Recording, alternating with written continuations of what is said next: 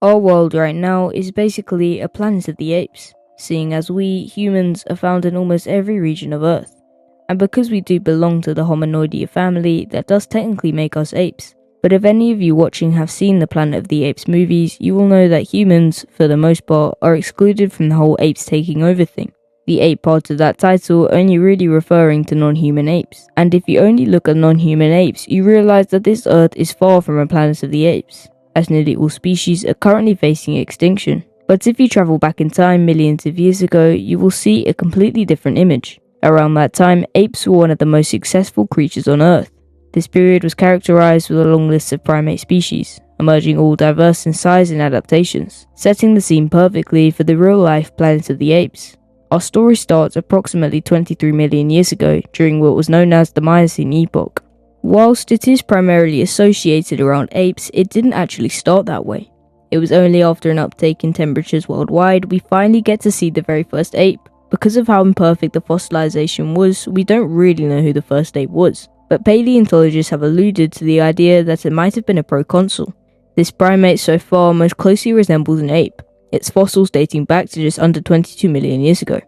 Although this was the very first ape, you wouldn't be able to tell, as it carried a couple monkey-like features. One of those being a pronograde posture, basically meaning its body was made for walking on all fours as opposed to standing upright like some modern apes and humans. But even counting this, the proconsul was still nothing like anything before it, as it had some ape-like traits, such as having no tail, being larger in size, and being able to grasp things better. The greater ability to grasp things meant it can move around more efficiently through its environment, whilst its side made it easier to intimidate its competition. And within a short period of time, these apes would become the most dominant primates in their environment of Kenya and Uganda. But these apes were not limited to these areas for long, as within a few million years, the apes had spread across Africa and forged over 14 different genera, the largest of these being akin to the size of a large male chimpanzee, and the smallest the size of a capuchin monkey. But apart from differing in size, they all shared flexible wrists, shoulders, ankles, hands, and feet.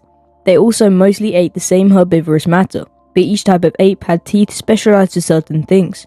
For example, Oreopithecus. No, it didn't specialize in eating Oreos.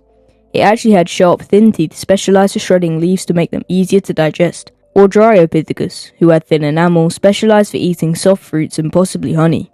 Although they all had specialized teeth, they all ate mostly the same meat-fruit diet and led a pretty pacifistic lifestyle. But they were still by no means defenseless. Evolution equipped them with some nasty canines, perfect for fixing arguments with other apes and warding off any predators. These adaptations definitely proved useful, as at the end of the Miocene, apes had created much more diversity than apes today, and also conquered the most land of any primate excluding humans. But it only gets crazier from here, because just over 16 million years ago the global sea levels dropped, creating new land bridges across continents. The apes capitalized on this opportunity and branched out. Some paleontologists believe that it was specifically Afropithecus and Heliopithecus who were the ones brave enough to venture off. The ones who chose not to ended up extinct. It wasn't just because they weren't brave enough, they actually didn't possess something that Afropithecus and Heliopithecus had. This adaptation can be found around their teeth. Specimens of these apes show the presence of very thick enamel. Enamel is the coating over your teeth, protecting them from decay and sensitivity. This enamel enabled them to eat harder foods such as nuts, which are also more common in the regions they ventured off into. And with ease, the apes had taken over the world, becoming widespread in Asia and Europe, expanding their range to a total of 3 continents. I hope you enjoyed the video, and as always, let me know your thoughts in the comments. And I guess that's about it. See ya.